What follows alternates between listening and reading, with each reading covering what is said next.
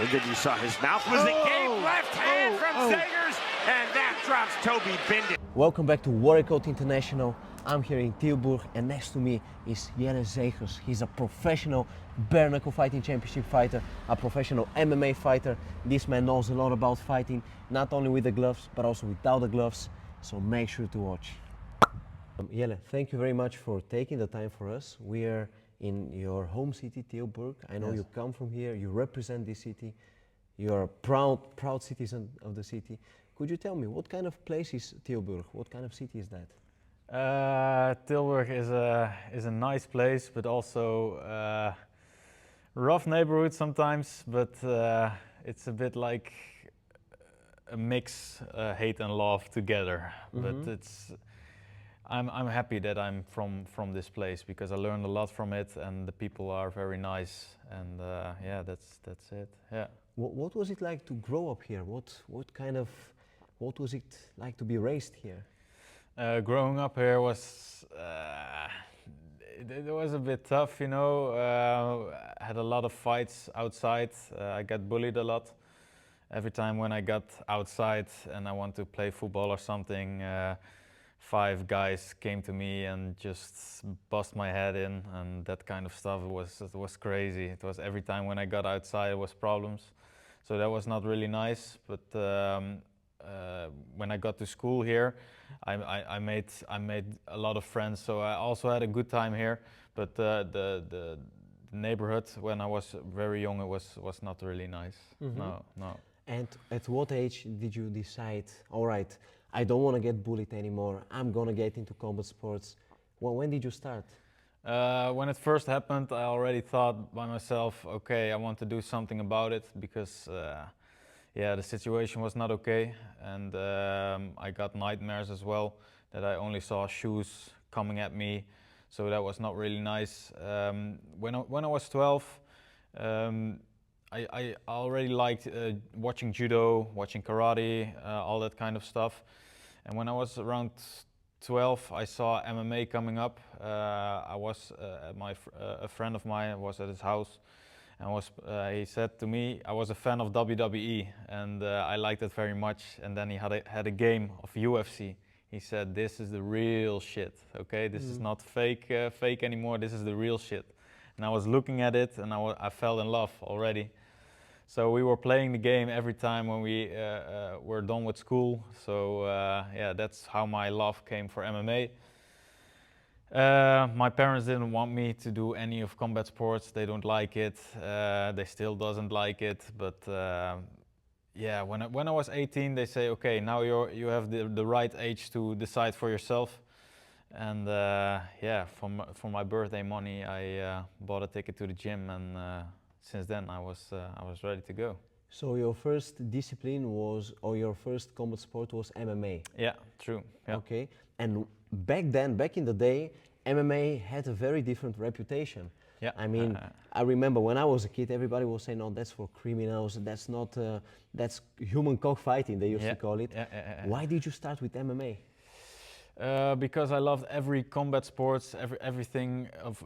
Like in MMA, somebody got a specialty, and I'm like, whoa, will judo win from karate or karate from judo? That's the question you always want to know, who's better, who is stronger, and that's a fire burning inside of me that is like, oh, I want to do that too. And we're here now at my first gym where I started, at Team Smith's, and Joey learned me a lot of things, and yeah, they saw I had talent, so that's why I go with the flow after that. Yeah. You will show us in a bit some of the things which you have learned and also which you are capable of. You showed it also in the ring last Saturday at Bare Knuckle Fighting Championship at your debut. But I must ask you, I mean, first of all, you were called 2 days before the fight. They called you on a short notice to take the fight. Yeah. Why did you take the fight? Because after my MMA fight, I had a crazy injury, and after that, I wanted to do something else. And I already saw bare knuckle boxing, and I was like, this is the sport for me. This is the sport that made for me, you know, because I saw the clinch boxing, and the brutalness, and I think that's a barbarian thing. So that's why I want to do it. And 2 years I tried to get a fight, and 7 opponents didn't want me, again and again and again. So I was manifesting like, one day I need to get the chance. I want to be the first Dutchman in the BKFC. And after all this time, all of a sudden I made contacts in Spain with Dan Chapman and his management. And yeah, I was going to bed and they called me. I was like, whoa, what the fuck, what the fuck? I was taking up the phone, and it was like, can you be ready in 2 days? I'm like, fuck, let's fucking do it. And just fixed everything, go on a plane, and I was in the rat race, yeah. Okay, but can you tell me, so you arrived there in I believe in England was Birmingham. In Birmingham, yeah. Yeah. So you arrived there, Yeah. you go to the dressing room the day of the fight. Yeah. As I heard from an interview of yours, everybody in the dressing room most of them had tattoos, most of them had probably spent some time in prison. Yeah. So you're sitting there and you see all those people. How do you react to that? Fucking hell. I was like, okay, cozy place. But yeah, I was like, I'm here for my mission, you know, and everybody feeling the nerves. And in the past, when I was fighting MMA or fighting kickboxing or something else, you feel a kind of energy, you know, everybody feel the nerves. And, you know, a lot of people are walking like they're really tough, like, hey, I'm gonna knock somebody out here, and then got knocked out in the ring, you know. And I always know after my fight, when I perform well, everybody is really nice to me. So I'm like, okay, it's for the time being. And after the fight, they're always nice. It's like a mask they put on, you know. And I think I don't need that. Just perform in the ring, and that's it. Yeah. So, and the song which you came up with was Thunderstorm. That's the name. Thunderstruck from AC/DC. Exactly. Yeah. But now so I listened to an interview of yours, and you shared that you had gone through some hypnosis. Yes. And every time that you would touch your neck, Yeah. you would get into a very focused state. Yeah. So you were walking out towards the ring, Yeah. you touched your neck. Yeah. What happened then? Yeah, the back of my neck. I had an arrangement with my subconsciousness in the hypnosis. I'm a lot of times doing spiritual things, being with my spiritual mind, and I had an arrangement with my subconsciousness. When I touch my neck, I go into super focus, and I train myself night after night. Boom, boom, boom, boom. Every time I touch my neck, boom, I go into super focus. And I was standing there. I saw all the things that I already saw in my head time after time. So it was a homecoming. And I touched my neck, and I was ready to go. Since when have you been doing this hypnosis method? This hypnosis method is like, I think 1 year, something like this. Training myself, the mind, because that's, I think, the most powerful weapon. If your mind is not right, your body will not follow. So I think a year from now. But since I had the accident with the arteries of my kidneys back in the MMA days, I was forced to focus on the mental part because I couldn't do nothing. I was in the hospital, laying in the bed for a month, and it was in the Corona times. So I saw 2 people a day, and the doctor, of course. But for the rest, I was laying there. So I was really, I need to turn into myself to fix my mental part, and that's where it started. After that, when I was out of the hospital, I go with a group of fighters. We go to the forest and we ate a shitload of mushrooms. And in that magic mushroom trip, it was like I was in contact with God, and God said to me, "Here, fix it."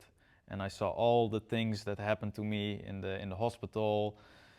I was seeing all the stuff again, and I was crying, and in the trip I saw that my tears were like a black tar falling out of my face, like it doesn't belong to me anymore, it's all bullshit, go out, go out, go out. And after that, I'm feeling so light and energetic, and I feel through my body like an African drum, do-do-do-doom, do-do-do-doom, do-do-do-doom. It's like a war drum, like I was ready for war, and I feel so powerful. And I was watching to the skies, and I saw like, yeah, it's crazy if you didn't ever do it, but like an entity with different kind of warriors, and they said to me, you are belong to fight, you are a warrior, so you will stand up and you're gonna fight again. And I was standing up and feeling so powerful, and it was at a lake, and I was walking around the lake, and the lake was turning into an octagon, and I saw the lights on, and I was feel like, okay, we're gonna do this again. And like 6 months after that moment, I was fighting in Bellator. So that was crazy, yeah. Whoa, what an experience! But for the people, you just explained that to me, but still for the people who haven't seen that, Yeah. so what happened? What damaged your kidneys, and what happened? Yeah, so I was fighting at 61 kg at bantamweight, so it was a big weight cut for me. When I did the weight cut, after that I didn't feel really good, very ill, and my body didn't take the salts or the fluid anymore, so I was 62 on fight day. Also, when we did the warming up, I didn't sweat, and that's not a good sign, but we were like, okay, I worked so hard for this fight, let's fucking do it, we just do it. And I was going into the ring, and first round, almost in the first seconds of the round, I almost knocked this guy out. He was falling down, but he was so in shock of my power that he only wants to wrestle. So he was taking my my stomach, and he was squeezing in it like a bear hug, squeezing, and I was hanging around the ropes because it was not in an octagon. And I was hanging, he squeezed, and after that something didn't feel right. I fell on the ground, and I was like screaming because there happened something inside of me, but you cannot see it at the outside. After that I felt like I was attacked, so I'm getting fucking aggressive, and I was standing up, and I was like, I want to kill this dude. So I was fighting again and again, but because I was bleeding internal, my arms and my legs are falling out. I didn't have the power anymore, but my head was like, I want to fucking kill you. And I had like a black circle that's getting smaller, like you see in the movies. And there was a little voice in my head, I think an angel voice, I don't know, but it said to me, okay, you're gonna die.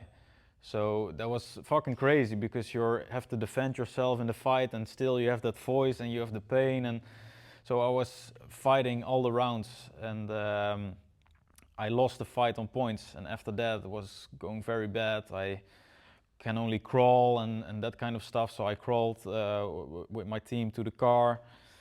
We drove from Germany to the Netherlands, and on the way we stopped at the tanks of a gas station, and I was rolling through the frozen grass just to stop the pain, and I was screaming, window open, window up. I didn't know anymore what to do.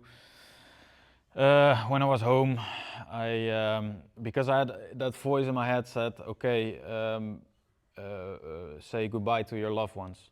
So I was home and I wanted to see my girlfriend, and I just moved myself in the bedroom, laying in the bath and doing ice cold water around me just to wake myself up and something against the pain.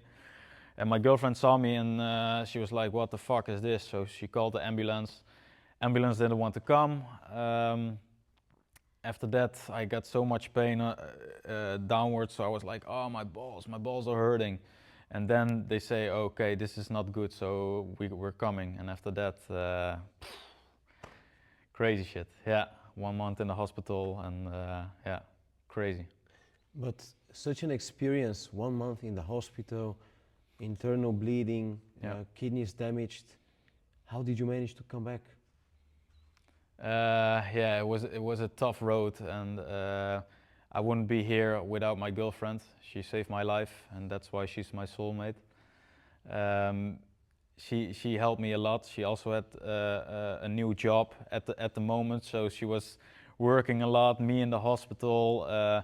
We had a dog at home and was barking all the time. So the neighbors were calling me, calling her, like, this dog needs to shut up, and I was fighting for my life, so it was fucking crazy, all these things together. And even with all this, I just focusing on my mentally, just breathing in, doing my breath work, and focusing on what do I want, because the doctor said to me, you're never gonna fight again. Maybe walking is also no, because of the movement of the kidneys, and you can do this, if you can't do this, you can't do this, you can't do this. And I was like, fuck you, I'm gonna do it, man. And just focusing eyes on the prize, and look where I am now.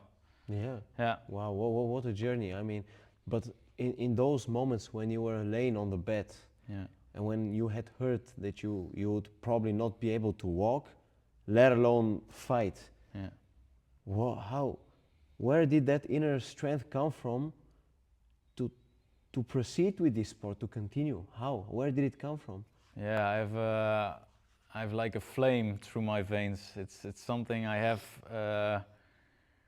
from an early age, when I got bullied, and I want to show the world that I'm not that little kid anymore who gets bullied. So that fire was still inside of me, and yeah, that fire wants to burn. And when I was laying down, it was like a small flame, but it still wants to burn. So I keep on going, focusing on the prize, and I know I'm here on earth to do great things, and it was not lying in the hospital bed. Mm-hmm. Yeah. If you compare that boy who got bullied with the man that you are today, what would you say? How have you changed? Yeah, if I could speak to this boy, I would say, whatever you do, you're good as you are, and just keep on grinding, no matter what everybody say to you, or no matter how they try to put you in the ground. You're a seed. One day you will grow. Yeah. Very beautiful words. We will now move on to the next section, where we will completely focus on that night of Bare Knuckle Fighting Championship. So let's go. Jelle, we were speaking about you walking out in the arena, walking towards the ring, being completely focused. Okay, then you step in the ring, and you see your opponent, because he had already come up. He was waiting for you. You see him in the other corner. What goes through your mind in that moment? Yeah, a lot of things, because you want to perform, you want to do your outer best. You don't want to disappoint your girlfriend, who is working overtime to finance your dream, and my little daughter. You know, it's all these things in one moment. You know, you don't want to fuck it up, because you finally get the chance. So that's why I also choose the soundtrack Thunderstruck from AC/DC, because thunder was going through my body. You know, it was like nerves, and okay, I got this, nerves, I got this, and it was all the time like this. So, and all the fighters at home knows where I'm talking about, because there are a lot of tough guys, but everybody feel it, the nerves, and then not, and then, so that was all going through my mind, and it was my job to put it in good energy, and I did. Yeah, you definitely did.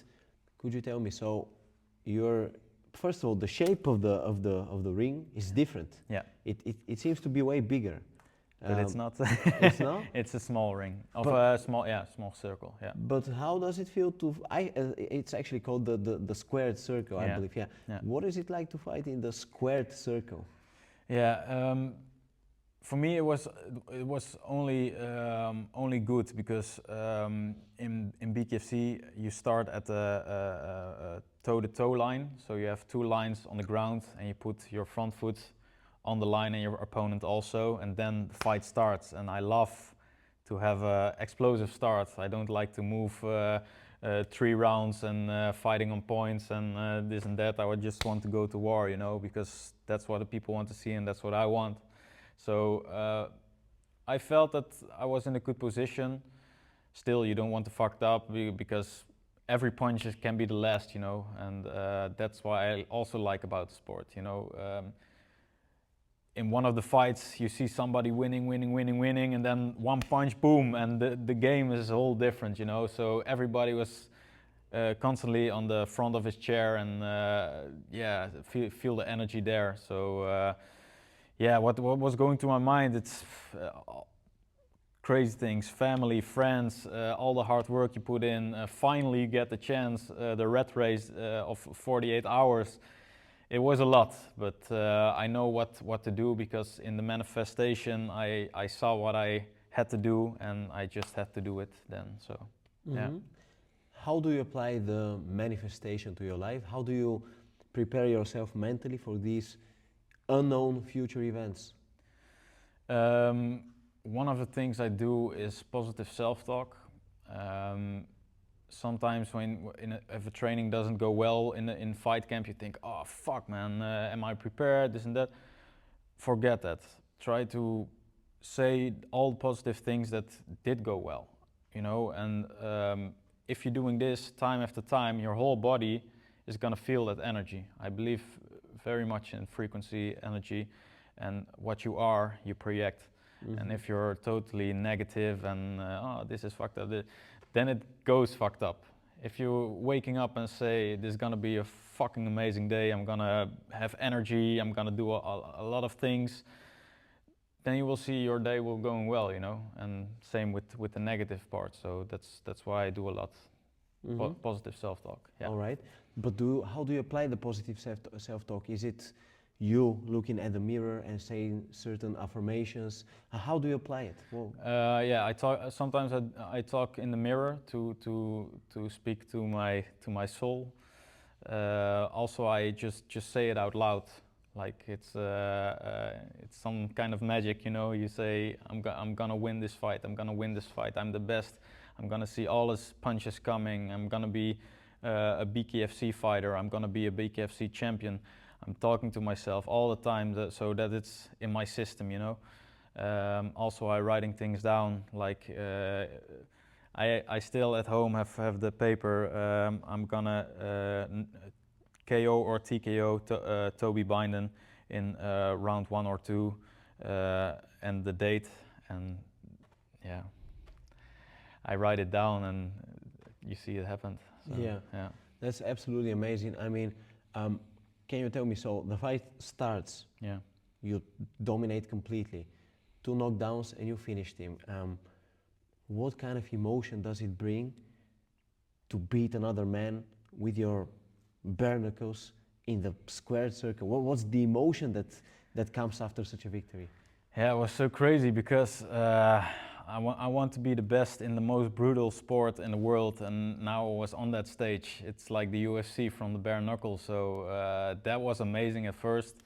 To fight with my bare fists, every punch hurts, but every punch you get hurts. So it's fucked up, the pain, but I love it at the same time. It's crazy how that goes. And also, when I had the victory, I didn't know if I have to cry, if I have to laugh. It was a mix of emotions, and but all I knew was like, this sport is for me. This is where I belong, and I'm gonna be a legend in the sport. I feel it and everything. Yeah. Yeah. Yeah, but this is a very brutal sport. I mean, probably the most brutal of them all. Can you tell me when you know what's coming? So every fight, you know that you will get hurt. Yeah. It's a war. So why are you so willing to be the best in the craziest sport in the world? Yeah, the thing is, what I already said in Vechtersbasis podcast, in a world that is so fake, everything is so fake, people are fake, social media, look at me, how good I am, blah, blah, blah, blah, blah. This is so real. Every punch you throw hurts. Every punch you throw wrong, you get punished. It's so real, and that's what I love about it, because for example, when I was at workplaces that I did before, people can only talk about living for the weekend, drinking beer. Oh, I can drink this. I fucked that girl. Blah blah blah blah blah. All that big talk, and I'm like, okay, but do you like to travel, or do you have some other things? You know, I know it doesn't always have to go about sports and shit, but they're really small-minded, you know, and it's okay. They have to do what they want, but I want something real. I want to live, you know. So I like traveling, going out in the woods, nature, fighting. It's all real stuff, and that's what I like about it. Yeah. Yeah, very, very powerful words. But what would you say to a person who is stuck in that limited mindset? A person who is dealing with a lot of limiting beliefs and goes to work every day, drinks on Saturday night, just tries to escape on Saturday night from this boring, useless daily life. What is your piece of advice? How do you escape? There are some things you can do. If you want to be there, it's okay. You know, some people just are okay with this. Like, okay, I'm going to work. After work, I'm drinking my beer, watching TV, and go to sleep. That's okay. But if there are people who want to escape, you have to take action, and you don't have to think like I have to do all at once. But start to go 1 week to the gym. Try to see what your body is capable of. You know, because when I was bullied, I didn't have muscles. Got bullied a lot. I was afraid of punches, and now I'm fighting bare knuckle. So it's crazy how these things can go, but you have to train it. And when it goes wrong the first time, don't care about it. If it goes wrong for the 100th time, doesn't care about it. But you see progress, small progress every day, and just keep on grinding, and you will find that you're feeling better. And yeah, that's it. Yeah. All right, that's a great piece of advice. Just make small steps. Yeah. And yeah, speak positively to yourself. Don't give up. Now what we can do is we can go to the ring, and then we can focus a bit more on your fight. You can explain to me how you punch, what's important when punching in bare knuckle. So yeah, we can move on. Okay, nice. So yeah, we are not in the squared circle, but we are in the ring here at your own gym, at the gym where you started. Yeah. Team Smith's is the place in Tilburg. Yeah. So could you explain to me, first of all, when you punch without gloves, what is important? How do you punch? Where do you focus on? The focus is that you squeeze good in your fist, because if you're in boxing and you have a boxing glove, some of the people jabs with an open hand, because you have the padding already, pop, pop, pop. But in bare knuckle you have to squeeze it, because if you open your hand and you punch, you break your hand. So you have to squeeze your knuckle and then throw it like this. You turn it in all the way, because then these two knuckles will make impact. Because these small knuckles, if you hitting them too much, you get a boxing fracture. All right, Yeah. but you're talking about the right straight punch, about the straight punches in general. Yeah. So your straight punches are with the big knuckles, Yeah. right? But also the hooks. Also the hooks. Yeah. And how would you, because in kickboxing very often they throw the hook, I believe like this. Yeah. How do you throw the hook in bare knuckle? Yeah, you can also throw it like this, like the normal hook. But what I prefer is to turn it in also with the big knuckles, because if this is more impact at one point, and if you throw it on your temple, yeah, then you will go to sleep, I think. Yeah, but so is it this particular knuckle that you? Yeah, the middle and the out of the inner knuckle. These are the two strongest ones. So when I throw the hook, Bam. I let them fall like this. Yeah. Yeah.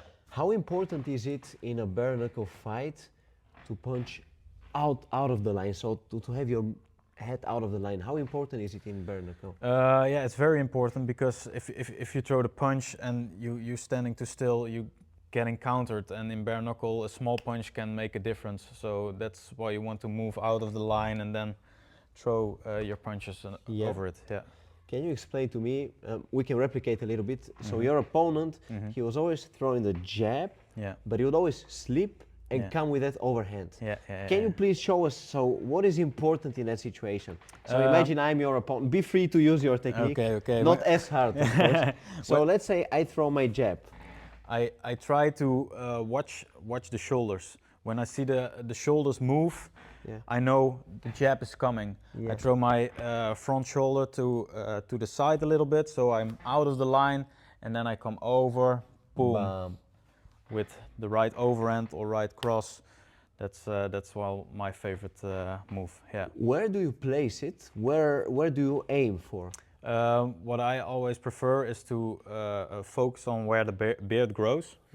That's where I punch, or on the temple, this kind of places. Yeah. And why where the beard grows? What's because here you have a lot of nerves, and you know, when you get punched on the cheek, it's all hard, you know. But this is a small movement from your neck, if you get punched and your brain is turning off. If your brain couldn't get it anymore and this is too fast, then your body goes. So that's why I'm aiming for these points. All right. What I just noticed was you were when you were in your stance, you were very movable. You were moving a lot, and also you seemed to be very covered. Yeah. Can you explain to me? Can you show a little bit what is your stance in bare knuckle? I try to put a little bit of weight on my back foot, because every punch I throw, I can throw my whole weight in it. Yeah. Because when I moving too much on the front foot, I can punch, but then if you come, I cannot move. I anchor myself. But when I'm here on the back foot, I'm here and I throw the punch, and you will come on towards me. I'm here, puff, and I can attack from here. Yeah. Also, what I can do from here, I have a lot of power in this. So when I'm here and I throw the right straight, I can turn my whole body in, boom. Yeah. And when I'm on my front foot, my power is gone. So that's why I'm here. And the movement with the shoulders is to keep him guessing where it's coming from. And when I have the right timing, boom, bam. I go for it. Correct me if I'm wrong, but in boxing, in normal boxing, the weight is on your front leg. Yeah. But in bare knuckle, if I understand you correctly, it's better to put the weight on your back leg. I wouldn't say a thing is better, but I watching a lot of Dan Chapman's tapes, and he's the one who got me on BKFC, and he's always standing on his back foot so that you can punch, but be away on time, you know. So that's why I like that style more. All right. Yeah. Can you explain to me that first knockdown, the left hook? Yeah. What was important there? Well, I was when you see my fight, I always was fainting, see what his reaction was, and all of a sudden, when I punched him a couple of times and then feint, he wants to block like this with two hands, and I was like, okay, if I cannot go here, I feint this one and then go around it, and that knocked him to the other side of the ring. Yeah.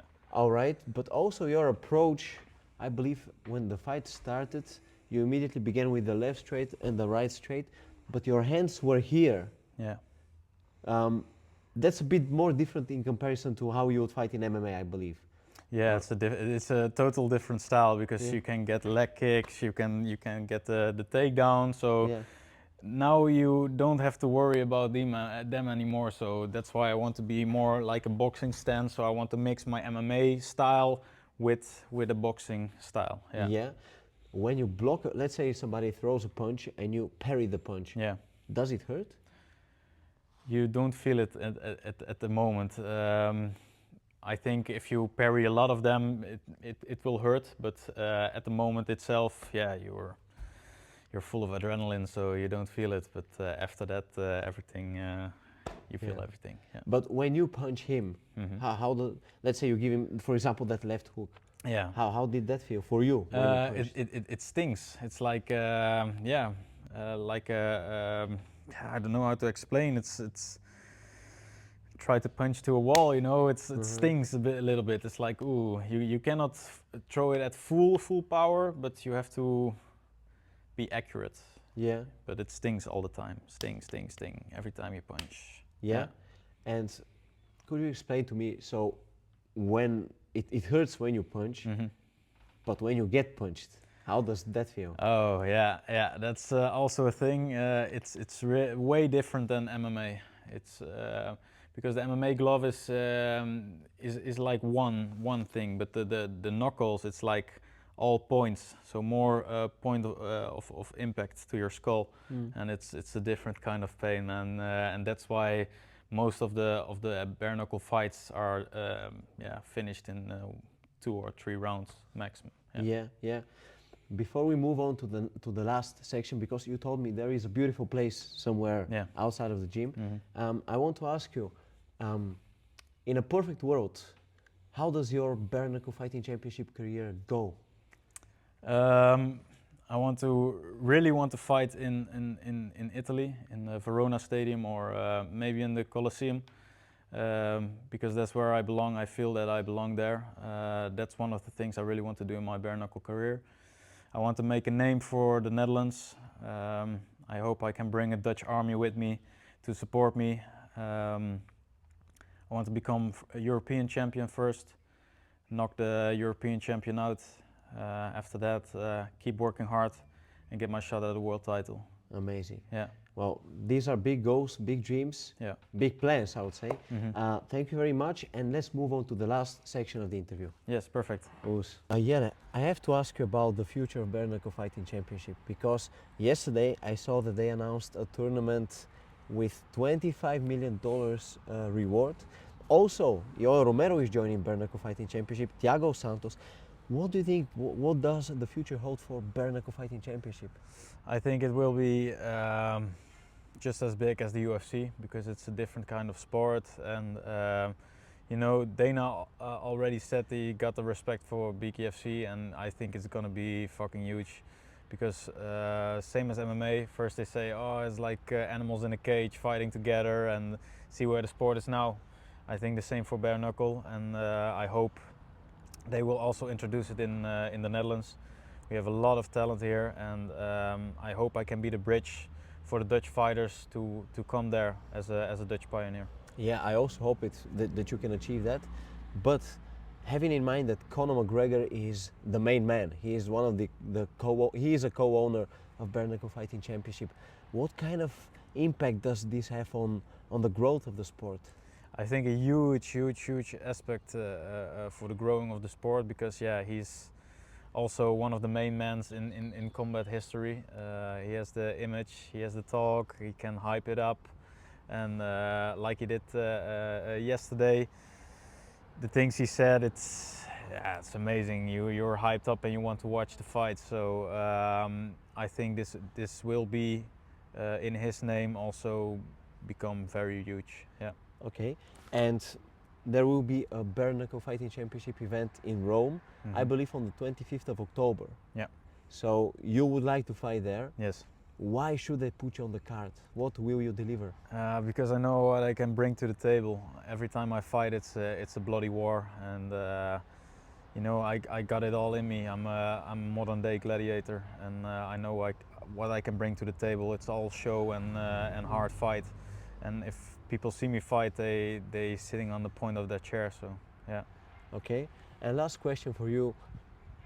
You said that you have a lot of fire in your veins. Yeah. Where does that fire come from? I think from the bullying side, because I want to show them now what you can do, even if you're at the darkest point of your life. Yeah, that fire is still inside of me, and it wants to go out, and I think BKFC is the perfect podium for this. Yeah. I truly believe Bare Knuckle Fighting Championship is a great podium. I really want to thank you for the time, and I hope you get to be on that card in Italy, in Rome, and I wish you all the best with your Bare Knuckle Fighting Championship career. Thank you so much, man. Oos. Oos.